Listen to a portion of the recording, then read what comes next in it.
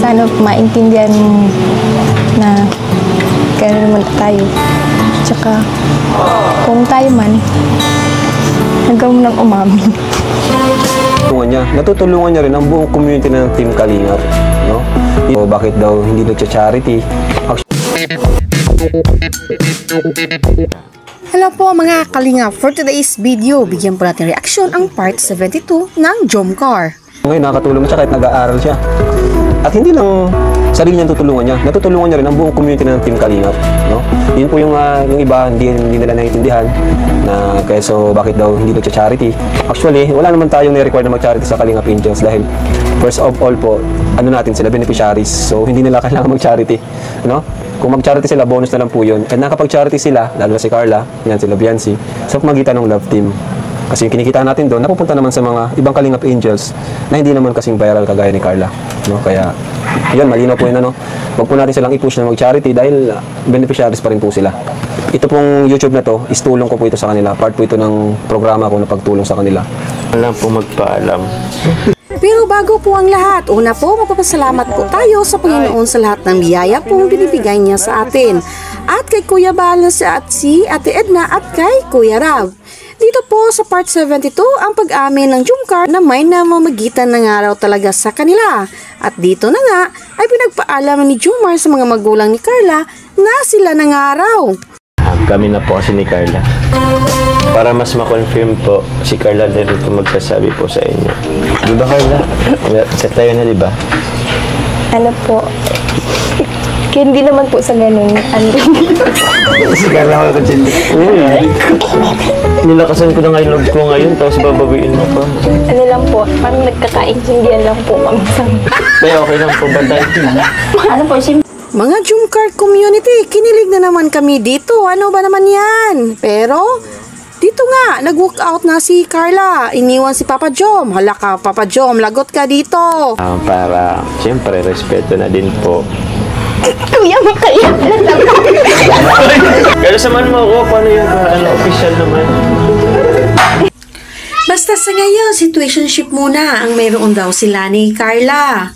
Situationship na ang meron tayo. Situationship? Ano ba kasi yun? Pakarinig ko dyan ay. Uy, situationship? Mayroong ganun na pala ngayon? Basta yun na yun. Sila lang ang nakakaalam. Maging masaya na lang po tayo mga Jomcar community sa mga kilig na ibinibigay sa atin ng Jomcar. Ayan po, arat na po mga ka-Jomcar. At atin pong panuorin ang mga nakakilig na eksena ng Jomcar sa part 72. Siyempre, kailangan ko pang tulungan sila mama. Paaralin yung mga kapatid ko. Oh, pwede naman silang tulungan paaralin at the same time, kahit tayo. Pero sige, respeto ko yan. So, ba't mo naman binawi? Naglalakas loob na nga akong magsabi kila mama papa mo eh. Bigla-bigla ka naman po kasi. Totoo naman pong hindi pa tayo. Nalito na tuloy ako. So, ano pala tayo? Diba, lagi naman tayo magkasama. Masaya naman tayo. Diba ganun na rin yun? Situationship na ang meron. Ang linis ng bahay nila. Situationship. Nabunutan namang tinik si Joms. Nabunutan ka ng tinik, bro. Kasi parang malito ako sa inyo. Ano talaga? Nakalito kayong dalawa. Natatakot siya. Nakalito sila, ano?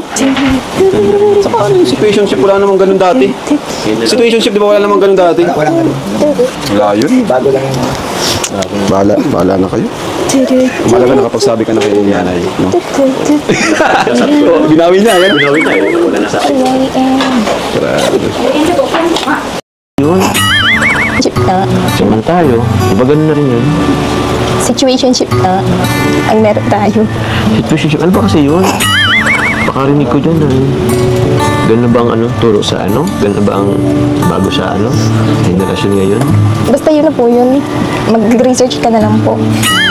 Meron na talagang ganun sa Pakarinig ko kasi yun ay. Ang alam ko kasi, it's either in a relationship or mag-MU. Sa ngayon, yun na muna, situationship. Siyempre, kailangan ko pang tulungan sila mama. Paaralin yung mga kapatid ko. Oh, pwede naman silang tulungan paaralin at the same time, kahit tayo. Pero sige, respeto ko yan. Siyempre po, thank you kay Kuya Ram. Kasi siya naman din po yung nag-aasikaso ng lahat.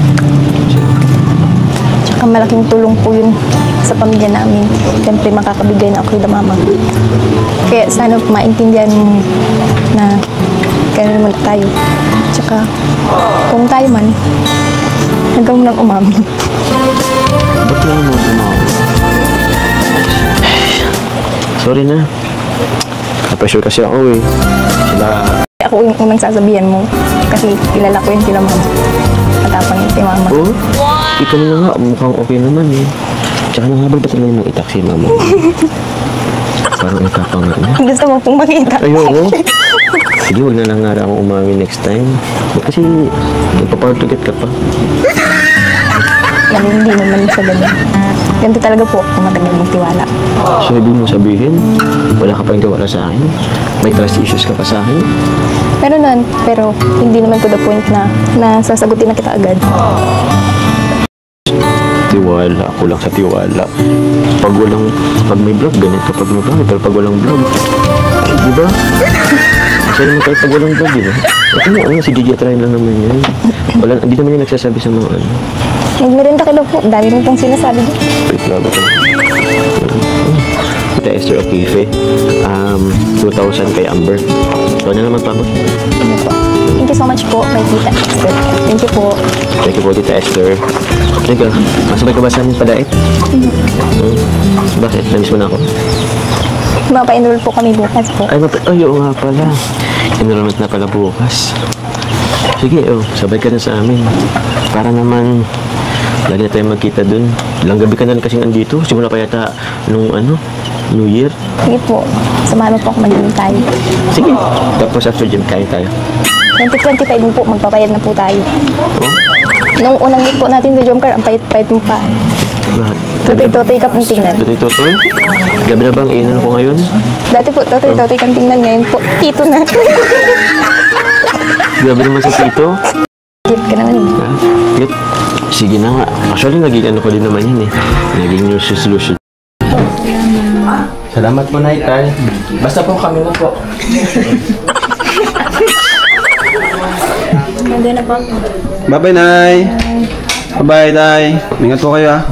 Okay. Ma-enroll pala siya bukas. Enrollment ni Carla bukas.